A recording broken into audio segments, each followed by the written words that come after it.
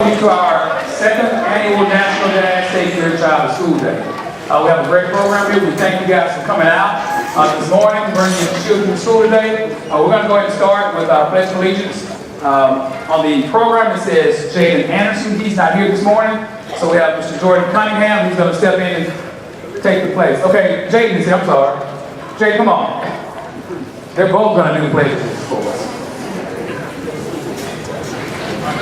Jaden's in the choir also, so he's doing dual roles.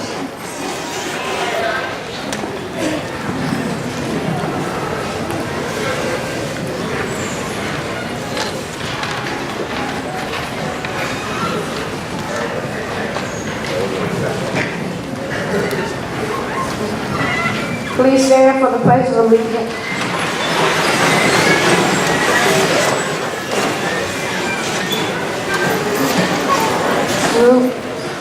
I pledge allegiance to the flag of the United States of America and to the republic for which it stands, one nation, under God, indivisible, with liberty and justice for all. Thank you very much, Jaden and Jordan. Thank you, guys. Okay, we want to open up this morning with Mr. Devin Graham. He's a 4th grade student. He's going to do the opening for us this morning.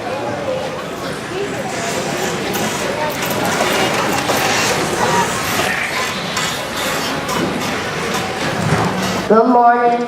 My name is Devin Graham, and I am a 4th grade student in Ms. Gandy's class. On behalf of our principal, Dr. Webb, and the administration, welcome to our 2nd annual National Father's Take Your Child to School Day. This program is part of the Million Father in March 2017. Today, an estimated 1 million men from 600 cities are expected to participate. Research shows that children whose fathers take an active role in their educational lives earn better grades, score higher on tests, enjoy school more, and are more likely to graduate from high school. Dads, granddads, brothers, uncles, cousins, or whatever role you play in your child's life, we thank you for taking the time out to be with us this morning to celebrate the importance of your role. You are appreciated. Thank you, Mr. Graham. Okay, now we have a special tribute to our fathers by our music teacher, Mr. Brandon Campbell.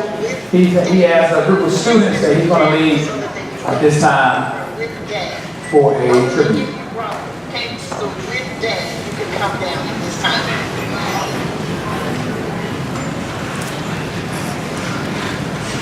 Celebrate.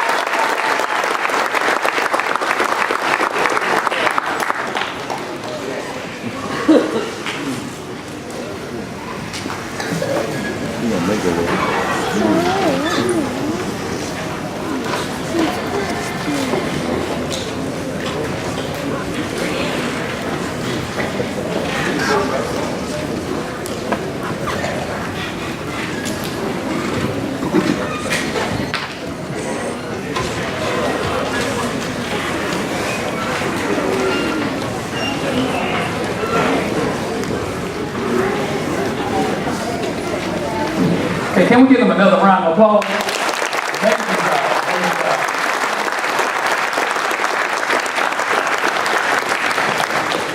Okay, so we're going to start now. We have our group of speakers that have a message for you. We're going to start with Pastor D from Praise Temple. He's going to come speak to you guys.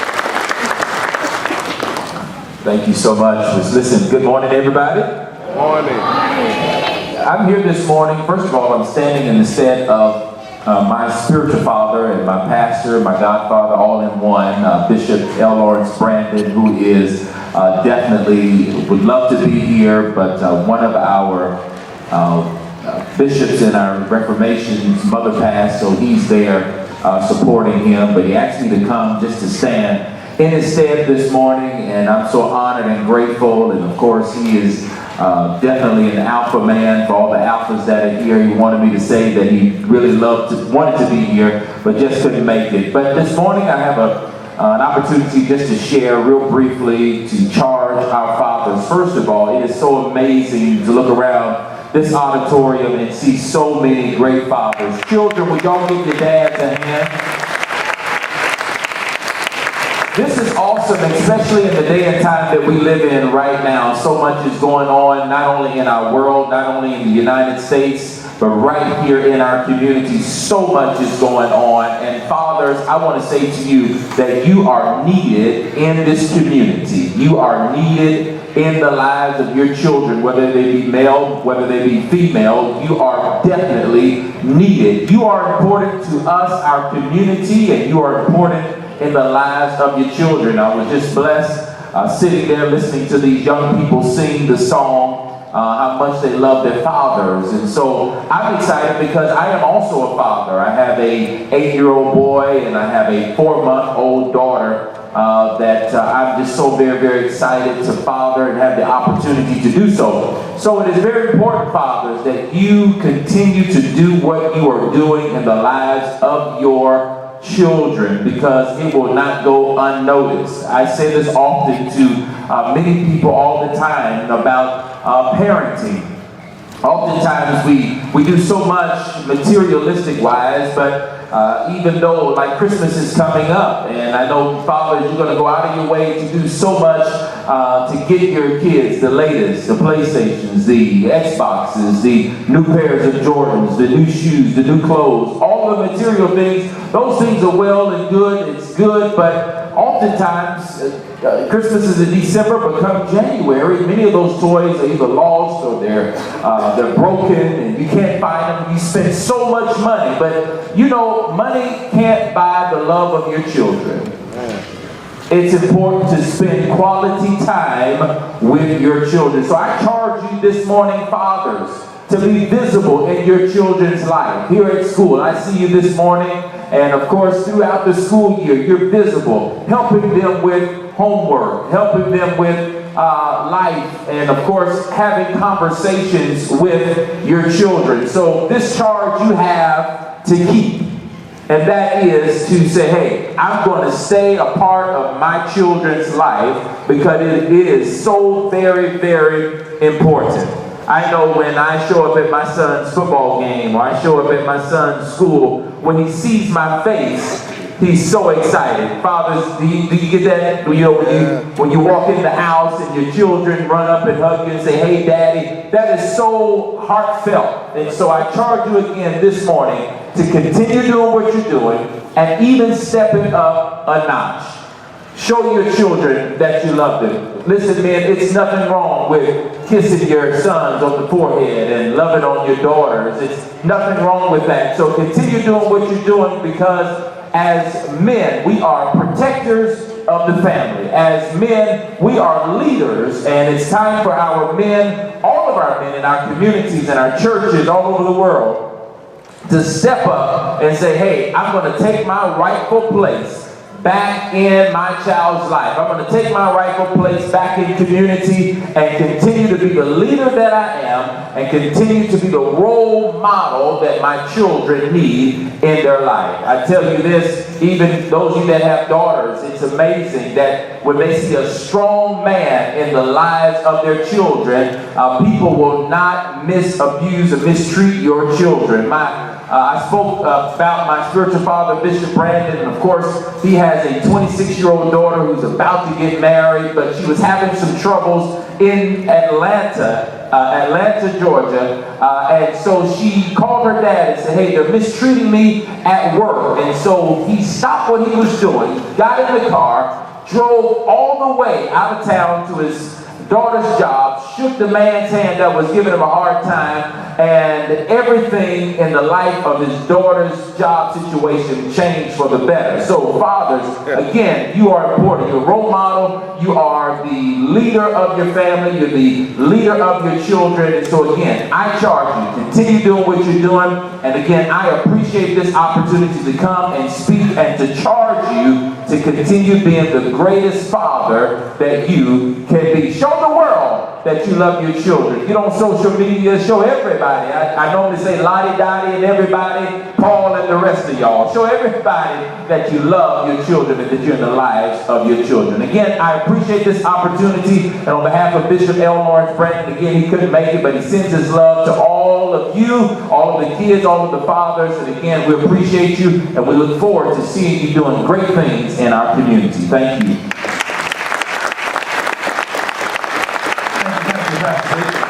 Next we have Pastor Theron Jackson from Morning Star Baptist Church. He's going to go ahead and give his charge to you as well. Thank you, Dr. Webb, to Pastor D, all of those who have come and those who come to speak. I know I'm not the speaker. I just got something small to say because they told me I only had 2 minutes. So let me just do this. I want to congratulate all the fathers who are here. Let's give it up again for every dad who is here. And I want every dad to give it up for the child that makes it possible for you to be here. I'll just do this. I read a story that I want to share with you, and I'll be done. This young boy who was about 8 years old came into his dad's room. When he came into his dad's room, his dad had been working late, and he said to his daddy, he said, Dad, are you working late tomorrow too? He said, yeah, I got to work late. He said, I got to ask you a question. He said, how much do they pay you an hour? And his dad looked at him and said, that's really none of your business. The boy said, well, I'm just asking, I know you work hard. He said, well, how much, he said, is it not right for me to, he said, it's really not right to ask anybody how much money they make. He said, but since you're my son, I'll tell you, they pay me $50 an hour. And his son turned around and said, well, Dad, can you let me borrow $25? His dad got upset and told his son, get out of here. He said, man, I can't believe you. I'm working late, I'm working hard. I tell you how much I make just so you can ask me for some money. And the son leaves out a little dejected. It takes a few minutes, but the father gets convicted because he doesn't know maybe his son needs the money for something, seriously. So he gets up in a few minutes and goes into his son's room. When he goes into his son's room, he brings in the $25 and said, son, what did you need the money for? He said, Dad, I'm working on something. He said, well, here you are. He gave the $25. When he gave the $25, he pulled from under his pillow some other balled up money, some change and some dollar bills, and he started counting it out. And he was counting out 27, 30, 45. He said, Dad, he said, with that 25, I got 50 now. He said, can I buy an hour of your time? When you come home tomorrow early from work, I'd like to have dinner with you. What a conviction that is to hear. And this boy was saving money because his daddy worked all the time. He just wanted to buy an hour of his daddy's time. I want to say this to you, brothers. You heard the brother who came before me say that there's nothing more important. There's not a greater investment than the time you spend with your children. I know you got to work because you got to take care of your children. But can I tell you one thing that you need to know? Whenever you die, whenever you work, it'll be a day at the most. Maybe just a few hours, there'll be somebody who will take your position. But your children will miss you forever.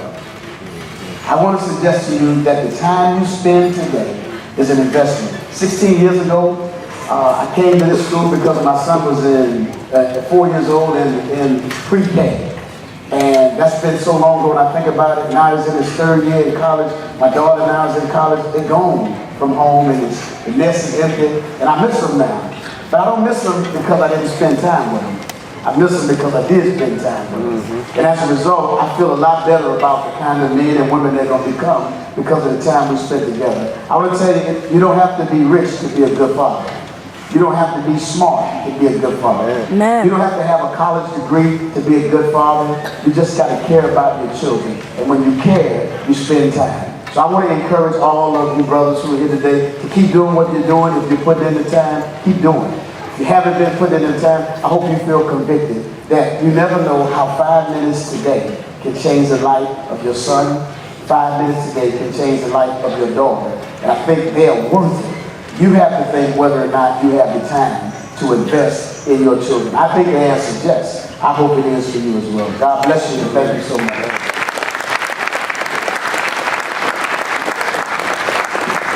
Thank you, Pastor Jackson. Next we'll have Mr. Cornell from 102.1. Good morning, good morning, good morning. God is good. All the time. All the time. God is good. You know, I've been blessed to see a few things in life. One thing I wanted to bring to your attention today that my good friends that invited me here today, I didn't have a dad around when I was these kids' age. I was raised by a single parent. Of course, during that period of time, I didn't understand the haves and have-nots of not having a father around. But as I became a man and was blessed with kids myself, oh my God, did I not realize. I'm so thankful that I was able to survive that. So today I challenge you dads to make sure that everything that's being reiterated about being around, time, the value, that you leave here and you implement those ideals. The other thing I want to bring up today, being in the communication and media business, is that when we were growing up, the TV and the radio was the influence on a day-to-day basis, right? Now, for our youngsters, it is that cell phone. I challenge you dads to make sure that you communicate with your kids on a day-to-day basis. Give them the opportunity to be able to communicate back. They're getting way far more information on a day-to-day basis out of school time than in school time. That cell phone is with them 24 hours a day. Unfortunately, we buy it for them. What we do not realize is how much information that their little minds are receiving. You got to be a part of that. Because if you don't, I assure you, within the next year, I didn't say 5 years, they will be far more advanced than you could ever realize just from the cell phone. I want you to really think and pause and think about that a moment, because at the end of the day, if you have influence going into your child's minds like that, positive, then that's a good thing. But what if it's not? What if it's not? You know, the radio, I share with people that they don't really think about it. It is a medium that is there for free. It doesn't cost. So therefore, when the radio is on, the music is being played, more than likely we're talking to our spouse, a friend, maybe sometime on the cell phone ourselves, but what we're not necessarily doing is listening to the music, the lyrics, the dialogue that the kids are being influenced by. You are looking at someone that programs those thoughts to everybody. I program the adult station, I program the kids station. So with that said, that information helps them choose and make decisions amongst themselves, out there in the public, their little attitudes that they have when they come to school. Within a period of time, sometimes if you're not paying attention, you all of a sudden look at your kid, you don't even know who you're looking at. Well, where does that come from? Communication. I agree with the time, but then when you're spending the time, what are you doing with the time? Are you really dialoguing with your little one? Teach them choice. Teach them decision. Teach them to understand. Thank you all for having me here today. You know, when I was driving and I see all the dads, once again, give yourselves a round of applause because, you know, you're stopping your day, you're trying to make your ends, you're trying to make sure things are happening the way you need to put food on the table, keep the roof over everybody's head, and we don't realize sometimes those sacrifices. So I applaud you. I want to send love out to you throughout the community. And it's all about you, all right? Have a blessed day. Thank you. Thank you, Quinn. So next up we have on the agenda has Ms. Roslyn Bryant, but we have Ms. Nicole Francis. She's going to speak on behalf of our Title I program, the Face of Community Engagement. Good morning. Thank you so much, Dr. Webb, for this opportunity. In the absence of my supervisor, Rosalind Glover Bryant, I am Nicole Howard Francis. I bring you greetings from the Title I department. I am the parental involvement educator for Title I. And Dad, you show up and you show out. Give yourselves again another round of applause. This is a big deal. Donuts for Dad. It's awesome.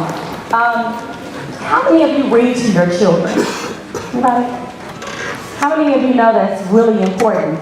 Not only to read to your children, but also to allow your children to read to you is very important. So yesterday I was here on campus because I believe it was Grandparents' Day. And I went to go visit the book fair because the book fair is going on. And I wanted to present a book to you because my background is in library. And so I happened to come across a book called Knock Knock. Any of you familiar with Knock Knock? Okay. Well, I'm not going to read it to you today, but I am going to read the monologue version to you. And a monologue is just a speech delivered by one person, and it's dramatic and it's powerful. And Knock Knock is by Daniel B. And so I want to share that with you. As a boy, I shared a game with my father. Played it every morning till I was 3. He would knock knock on my door and I pretend to be asleep. Till he got right next to me. Then I would get up and jump into his arms. Good morning, Papa. And my papa, he would tell me that he loved me. We shared a game, knock knock. Until that day when the knock never came and my mama takes me on a ride past cornfields on this never-ending highway till we reach a place of high rusty gates. A confused little boy, I entered the building, carried in my mama's arms. Knock knock. We reach a room of windows and brown faces. Behind one of the windows sits my father. I jump out of my mama's arms and run joyously toward my papa, only to be confronted by this window. I knock knock, trying to break through the glass, trying to get to my father. I knock knock as my mama pulls me away before my papa even says a word. And for years, he never said a word. And so 25 years later, I write these words for the little boy in me who still awaits his papa's knock knock. Papa, come home because I miss you. I miss you waking me up in the morning. I miss you telling me that you love me. Papa, come home because there's things I don't know. And I talk to a lady. I thought about how you could teach me these things, how to talk to a lady, how to shave, how to dribble a ball, how to walk like a man. Papa, Papa, come home because I decided a while back that I wanted to be just like you. But I'm forgetting who you are. And 25 years later, a little boy cries. And so I write these words and try to heal and try to father myself. And I dream of a father who says the words my father did not. Dear son, I'm sorry I never came home. For every lesson I failed to teach, hear these words. Shave in one direction in strong deliberate strokes to avoid irritation. Dribble the page with the brilliance of your ballpoint pen. Walk like a god and your goddess will come to you. No longer will I be there to knock on your door, so you must learn to knock for yourself. Knock down the doors of racism and poverty that I could not. Knock down the doors of opportunity for the lost brilliance of the black men who cried themselves. Knock with diligence for the sake of your children. Knock for me. As long as you are free, these prison gates cannot contain my spirit. The best of me still lives in you. Knock with the knowledge that you are my son, but you are not my choices. Yes, we are our father's sons and daughters, but we are not their choices. For despite their absences, we are still here, still alive, still breathing, with the power to change this world, one little boy and little girl at a time. So today, I ask you, dads, knock. Who's there? Let's try this again, knock. Who's there? You are. You are here. You are involved, so I encourage you to continue to be involved and stay involved. Just knock, and the Family and Community Engagement Department is here. We are willing to help you, to help your child. Visit us at the Parent Resource Center, where we will give you instructional material to help you to help your child. Also, I want to leave you with this. We have our upcoming STEM workshop that will be coming October the 7th. It's going to be at Southwood High School from 9:30 to 12:30. It's free. We will have food. We will have fun, different activities set up. And we all know that STEM means what? Science, technology, what's the E? I hear it. What is it? Education. Engineering, and also mathematics, okay? So make sure that you come, all right? All you have to do is knock, and we are here. The Parent Resource Center is here. The Family Engagement Department is here. Thank you so much.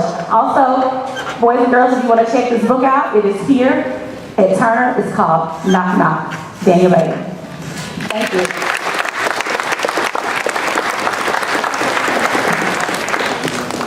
Thank you, Mrs. Francis.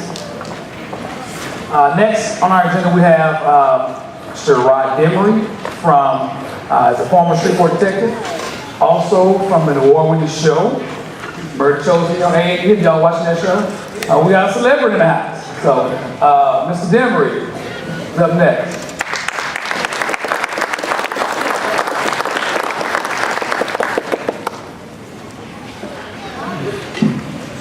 Good morning. Good morning.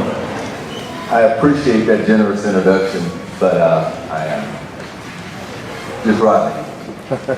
On a TV show thing, get that out of the way, it's not that important. When I was a kid, I grew up without parents. I had my grandparents. My mother was killed when I was a baby. My father was here in Shreveport, and I grew up in New Mexico. Throughout that time, the struggle that I had was trying to find my identity. Now, I thank God I had my grandparents to teach me that. As I worked in the city of Shreveport, I realized that most children that came in my office didn't have an identity. They didn't have any direction, and they had no instruction. Now, we watch things that are going on, current events. You see the protests, and whatever you have going on there. All those things are really important. But what's more important is to teach our children, not necessarily yours, somebody's child, identity, leadership, and instruction. I don't know how to express how difficult it is to watch hundreds and hundreds of children be destroyed. The reason they're destroyed is just like you get your GPS out and you want to drive to Wichita, Kansas, and you get in your car, you don't have GPS, you don't know how to get there. Likewise with children. They go through life wandering aimlessly, not knowing where to go or where they're going to end up. And where they end up is somewhere that we don't want them to be. I don't have the ability to look at some of the social and political conversations going on about, you know, this person's upset because of whatever reason. I look at the reality and I look at what's happening. You know, there was a trend going on about, you know, the police are doing this, they're doing that, and they're destroying our boys. Partially true. I've never thought that that was something that police should do. And I've actually arrested police officers for doing things they shouldn't do. That's not the biggest problem. Although it's a priority, the biggest problem is about 6,700 of our children are lost every year at the hands of each other. You have to ask yourself, why does it happen? Why do people just seem not to be outraged by it? You have to wonder why the outrage and the protests and the national football players and that president that we have are talking about things that really don't matter. What matters is that our children wake up every morning and they have nowhere to go. They have no direction. The criminal justice system that I've been a part of for the last 31 years, I will tell you, does not get it. You'll see all these things about community policing, and you'll see all these initiatives and people walk in with their Facebook pages and their Twitter pages, but they mean absolutely nothing. When our children don't understand that they have to follow the direction of sometimes people they don't want to listen to, they're going to fail. In the entire 3 decades that I worked law enforcement, we're taught not to give up. There is no time ever where a police officer is going to turn around because you don't want to listen to what they have to say. I'm talking about education. There's a different type of education. My son was in school, preschool here, and his mother called me and said, you know, hey, his teacher's calling. I hung up the phone. I don't even know if I hung up the phone, but I went to school. I pulled him out of the classroom and asked him what he was doing. I'm talking, I'm doing whatever. I don't want to hear that for it. My teacher said this, like, your teacher has a degree and a job, your child. His mother didn't quite understand that, but I'm going to explain to you why that's important. Because all throughout our lives, we're going to have to listen to and follow instructions from people that we don't respect, like, or even care for. But always remember that you know something from everybody. Somebody knows something that you don't. In fact, every person you meet knows something that you don't.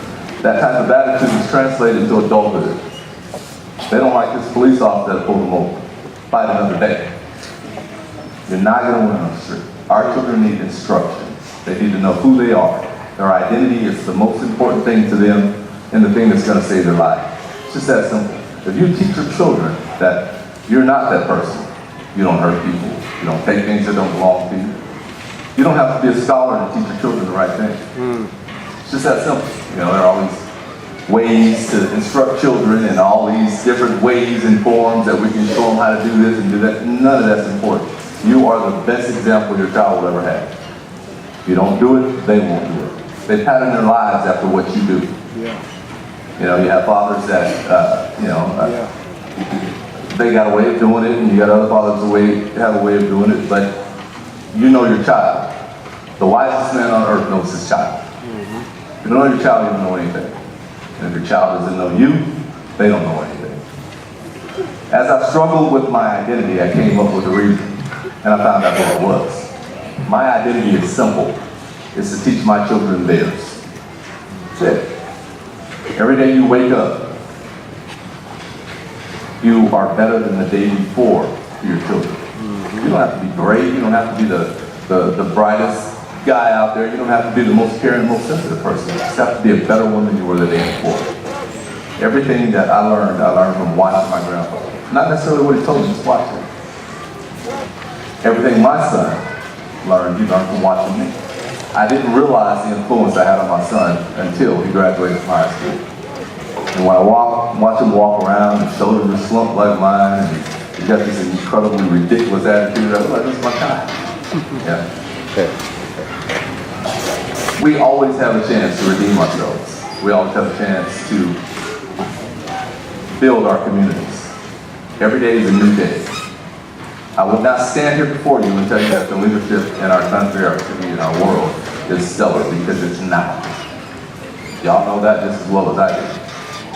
But the thing that keeps everybody in check is us. If we're involved, it's not going to happen. I would watch children come to my office at the age of 15, be tried as an adult, and never leave state custody again. It's tragic. I would watch some families get treatment and concern and consideration and others didn't. And the answer was simple. The family that got the concern was involved. The family structure has changed drastically throughout the history of us. But it's still the same. The elders teach the young ones. And if we fail on that, we fail in life. So, I wish I could give you guys some inspirational things and colorful, warm things to say, but what I can tell you is how to save your children, save your community, save us. Do what you can, when you can. No one can tell you how to father your children. No one can tell you how to be a grandfather to your children or a mother to your children. No one can tell you that one situation is ideal and the other one's not. If you do what you're supposed to do, and you do the right thing out of love for your children, the reward is immensely greater than any reward that anybody that's telling you how to do it will ever give. One of the brothers in here spoke before me and said that, that sincerity when you walk in the door of your children, run and grab you. I have twin daughters, so you guys can imagine what a challenge it is. Mm-hmm. They're 9 years old, but they were with me this weekend, and I realized that if anybody ever loved me unconditionally, it was those children. When my daughter tells me I need to shave, or I ask for something to eat, they go get some ice cream and squirt all the chocolate syrup they can find. That's real love, it's authentic love. It's love that they give back to you. If you don't give it to them, you won't get it. And they will wander aimlessly, and that number of 6,700 will continue to grow. Pay attention to that. I don't think that I was a very good police officer. I just think I followed my purpose. It took me a while to learn my purpose. And I realized that I was put on earth for one reason. To put out a message. Not on TV because I want to be famous.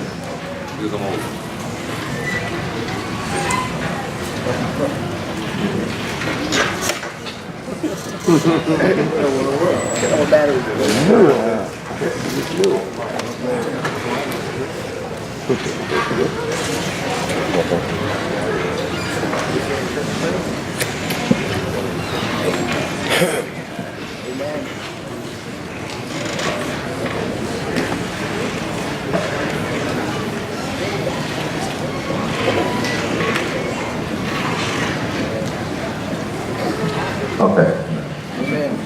I'm not on TV because I'm famous or I want to be famous, because I really don't care. When my mother was killed when I was a kid, I didn't understand it. When I was 18, my grandmother had a stroke and she never came back from it. My brother is locked up right now, he's never getting out. And at some point, my grandfather told me that no matter whatever happens in your life, you gotta eat. And I never really questioned why all these people were gone and my family and how come I lost everybody. I asked why I survived. And I survived to tell that story.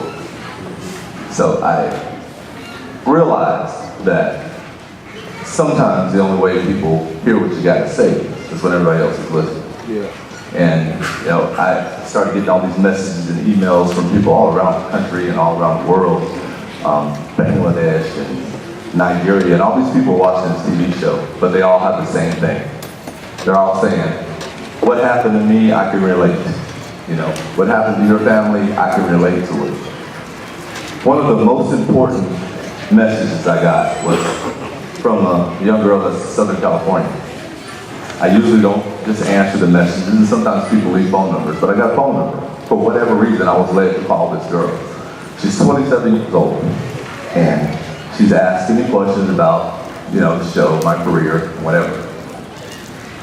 She said she could relate to the fact that my mother was killed when I was 3 years old. And we talked a little bit about that. Then she told me that my brother was the person who killed her father when she was 3 years old. our conversation from that point made me realize my purpose even more. I'm talking to a person who's a victim of a crime that my brother committed. My story to her, my conversation with her, is that she has a 4-year-old child now. I pled with her to forget about that. And though I know it's difficult to do it, she couldn't allow my brother to be a victim of her child too. When you're not present emotionally or physically, your children feel it. Whatever's happened to you in your past, whatever's happened to you in your life, it's over. It's that simple. It's not, you're not going to go back and change things, you're not going to go back and fix things, but what you can do is move forward. So my topic is education. And part of any education is not formal education. It's the education that actually matters. We need to teach our children that this is their world, this is their community, this is their life, this is their society. And even though those people that are in charge think it's theirs, it's not. When people don't behave in the positions that they're supposed to be in, whether they're police officers, politicians, or whomever, it's all of our job to change. The last thing that I'm going to impress upon you is how important that we are to each other. If everybody in this room went to the aid of somebody who lost their child in some sort of violent situation, imagine the effect that would have. You know, this lady is grieving, she's lost, she's missing the most important thing, something that she bore from her body. And everybody needs to be there. It sounds like it's a tall challenge, but it's not. Simple concern for each other. When you find a child that's been wrongly accused, incarcerated, locked up, whatever they do, imagine everybody's attention to that particular person.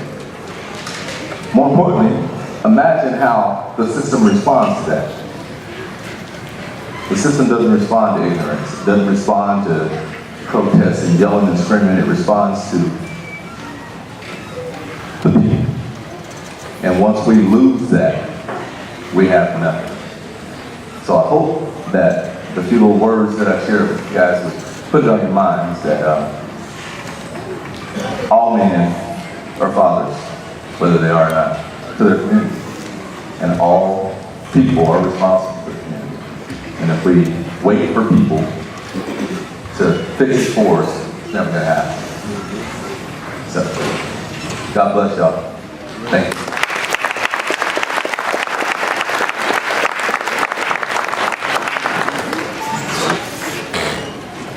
Okay, last on our agenda, we have Mr. Michael Walker. He's going to represent our Watchdog Dads program. He's our top dog for the program, so he's over that program. So if you give him your attention for a few minutes, this is the last thing on our agenda.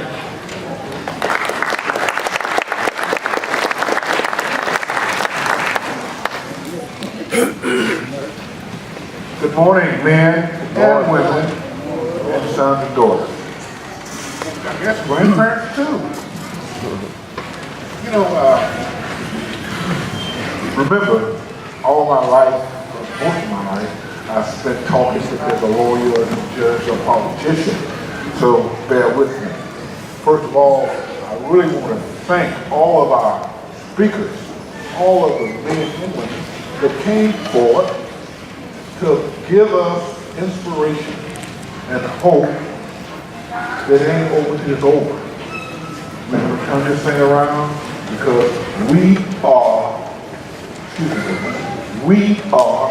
men. And I remember my grandfather telling me years ago, and I think I'm the oldest speaker. I'm looking, but I'm the oldest speaker. Only a man can teach a boy how to become a man. Ladies, only a woman can teach a girl how to be a woman. Put that in your heart and remember to coach trust with God. Now, before I do what I'm assigned to, I'd like to take one other time.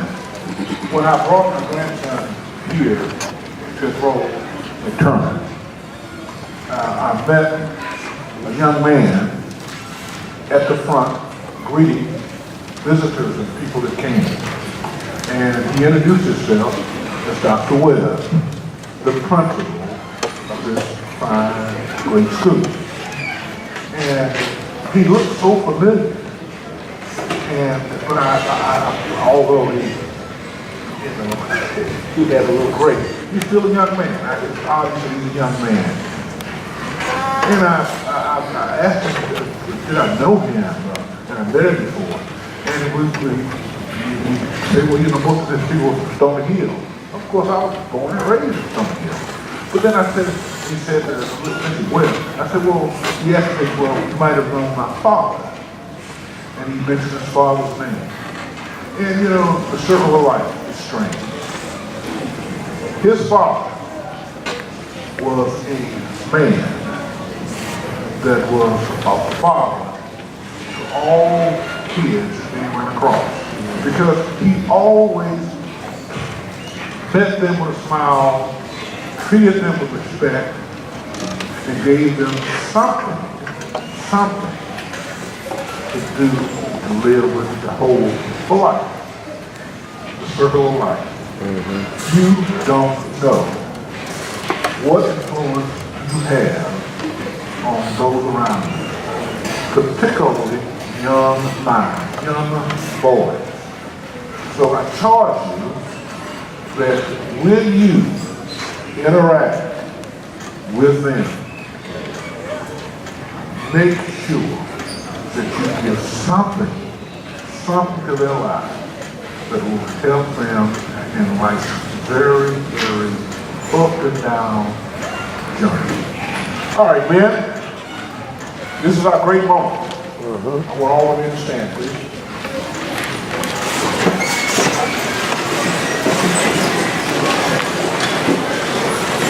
This is going to be a little bit, I'm trying to figure out how to do this, because I'm going to do it this way. I want you to repeat after me. I'm not going to ask you to raise your hand. If you can, place your hand on your heart. This is our pledge for fathers and men. I will take my child or child to school as often as possible. I will take my child to school as often as possible. And I will encourage all children to do their best every day at school. I will encourage all children to do their best every day at school. I will seek volunteer opportunities at my child's school. I will seek volunteer opportunities at my child's school. For a minimum of 10 hours this school year. For a minimum of 10 hours this school year. I'll meet with my child's teachers at least 2 times this year.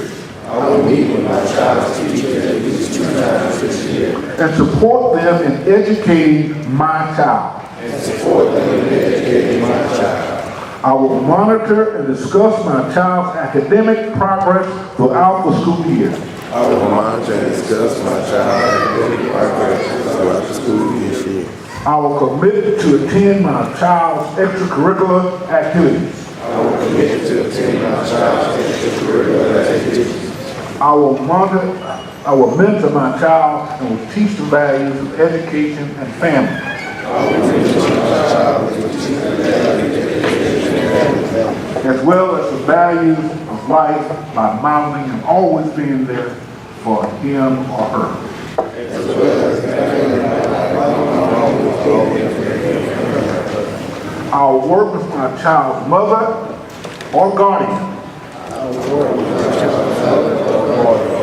to achieve the best academic and social outcomes for my children. To achieve the best academic and social outcomes for my child. So help me God. So help me God. All right, John. Dr. Will's going to come to you and he's going to tell you what we got planned for you for the rest of the day. God bless you. Proud of you. Amen. Thank you, Mr. Walker. And as I said before, Mr. Walker represents our Watch Our Dad program. It's a program we want dads on campus. I know you guys are here today, and I see most of you every day bringing your kids to school. We do appreciate that. But we want to keep that up the whole school year. So we do have those applications out in the foyer, and you can sign up for the Watchdog Dad program here at Turner. And that concludes our program, dads. We thank you. I don't know if you stood up and saw how many people were out in the audience, but I mean, we actually filled the auditorium up. So give yourselves a round of applause for that.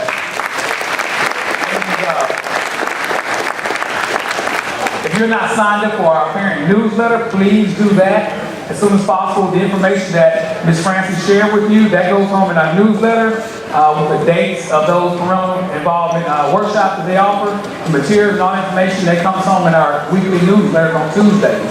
So please sign up for that as well.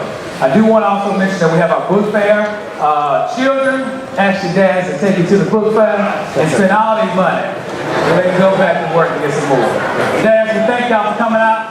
If you're a member of Kappa Alpha Psi fraternity, leave you up front real quick, please. Thank y'all very much. Y'all have a great evening, great day.